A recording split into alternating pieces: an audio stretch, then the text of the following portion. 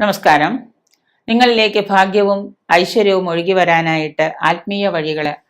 ചിലർക്ക് ഭാഗ്യവും നിർഭാഗ്യവും മാറി മാറി ഇങ്ങനെ വന്നുകൊണ്ടേയിരിക്കും. ചിലവർക്ക് എന്നും ഭാഗ്യം മാത്രമേ ഉള്ളൂ, ചിലവർക്ക് എന്നും നിർഭാഗ്യം മാത്രമേ ഉള്ളൂ.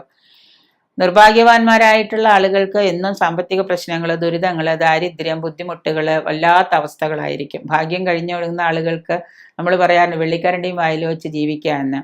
ചിലർക്ക് ഭാഗ്യ നിർഭാഗ്യങ്ങൾ വന്നു പോയിക്കൊണ്ടേയിരിക്കും. ചിലർക്ക് എന്നും ഭാഗ്യം ഉണ്ടാവാം.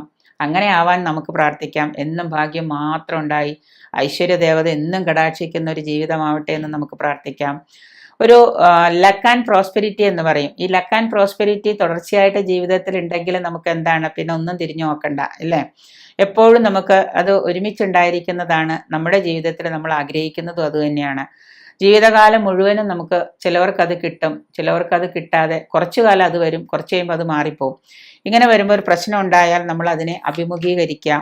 അതിനെ അഭിമുഖീകരിച്ചിട്ട് ആ പ്രശ്നം മാറാനായിട്ട് നമ്മൾ ചെയ്യേണ്ട എന്താണെന്ന് വെച്ച് കഴിഞ്ഞാൽ, തിങ്കളാഴ്ച ദിവസം പാല് ദാനമായിട്ട് കൊടുക്കാം, ചൊവ്വാഴ്ച ദിവസം ചെറുപയർ ദാനമായിട്ട് കൊടുക്കാം, ബുധനാഴ്ച ദിവസം നാളികേരം ദാനമായിട്ട് കൊടുക്കാം, വ്യാഴാഴ്ച ദിവസം വാഴപ്പഴം, മഞ്ഞ നിറമുള്ള വാഴപ്പഴം ഈ മഞ്ഞ നിറമുള്ള ഏത്തപ്പഴമോ അങ്ങനെ എന്തെങ്കിലും, അല്ലെങ്കിൽ കദളിപ്പഴം എന്തെങ്കിലും.